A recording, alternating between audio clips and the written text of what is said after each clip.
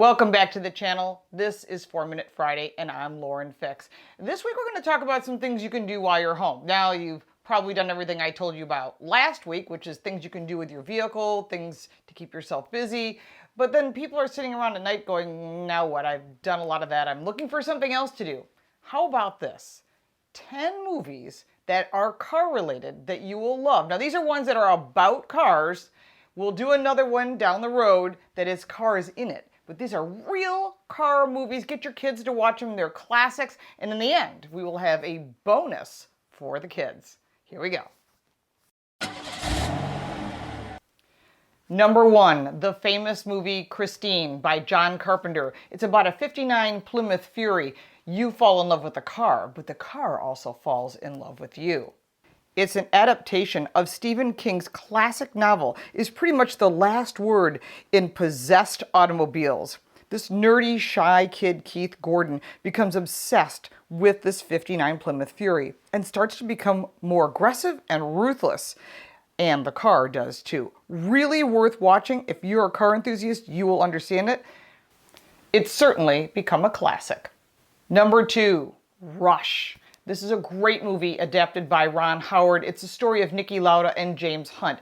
The story is about Formula One and 2 racers who were brought up through a lifetime of racing. The cars in the movie are about the F1 cars or Formula One cars of that era. There is a lot of really cool history here. Best of all, it's a really good story. It's really well produced and it won a few Academy Awards as well. Number 3. Gone in 60 Seconds. Now there are 2 versions of it, one from the 70s and one that was done in 2000.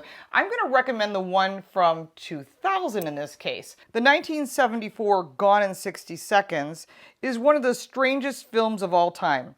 It's a series stitched together of car scenes and stunts held together with a lot of dialogue.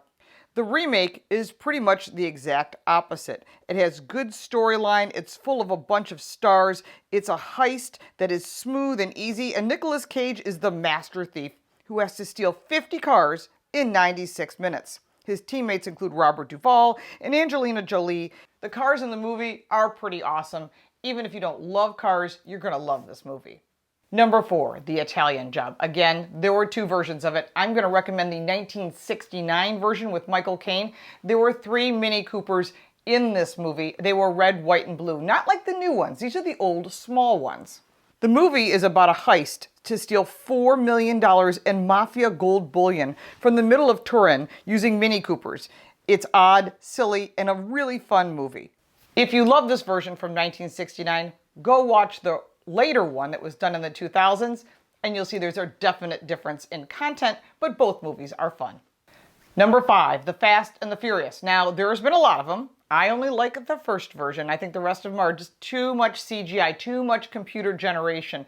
However, The Fast and the Furious version 1 was exciting and seemed remotely possible. The other ones are a bit far-fetched. These tuner cars are not for everyone, but they bring the car culture to life, to the general public, to some of the terminology that we all use every day.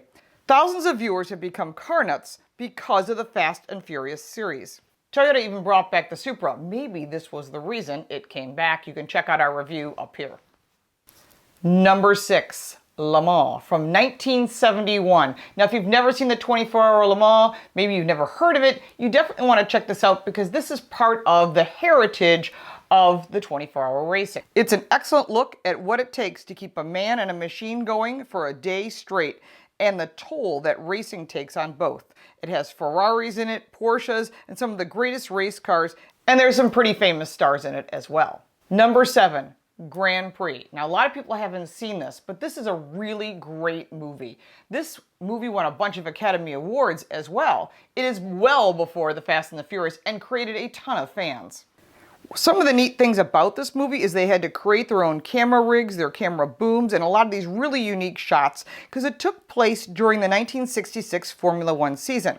The race cars are real, and so are the drivers. And if you're really into racing, you know who Dan Gurney, Phil Hill, Bruce McLaren, Jim Clark, Graham Hill, Chris Amon, and Jack Brabham. If you haven't seen Grand Prix, you're not really a car enthusiast. Number 8, there are a lot of really great documentaries. Some you must see. There's one on Ferraris as well, but this one was really done well in 2010. It is Senna. It's a British documentary, and it's about Ayrton Senna. And if you don't know who he is, you're not a racing enthusiast. Number 9, the classic car movie, Bullitt from 1968. It even inspired Ford to make remakes of the Mustang Bullitt. The movie really wasn't designed for gearheads. However, Steve McQueen was a gearhead. He owned a bunch of cars. Recently, the car that he drove in the movie sold for millions of dollars at auction. But the movie's best part is the chase scene. And if you haven't seen that, you gotta see it. The action scene takes place in the streets of San Francisco. Stay tuned for the bonus video for kids because number 10 is Ford versus Ferrari. This was produced in 2019. It's about Carroll Shelby and Ken Miles and working with Ford Motor Company and how Ford beat Ferrari. Fabulous movie, really well done, won a bunch of Academy Awards, and it was well deserved. Ford versus Ferrari is certainly one of the best car movies out there. Carroll was certainly similar to the character, but there's a couple neat things that they did to make it more fun to watch. Adam Carolla did a movie about the real version of Ford versus Ferrari. You can check that out going to his website, and we actually ordered the movie, and it's worth watching. And for the kids, this is the bonus.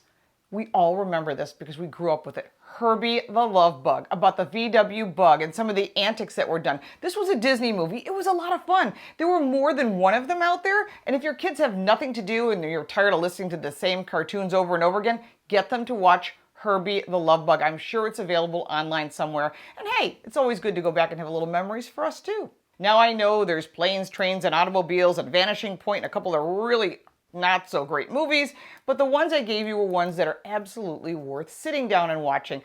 Let's start a conversation. We're all sitting at home. It'd be great to start talking about some of those old car movies that we all truly love. And we'll look forward to seeing you next week. Thank you so much for liking and sharing, and we'll look forward to seeing you soon. Don't forget to check out our car reviews and some of the cool stuff we've been up to. Stay safe and stay healthy.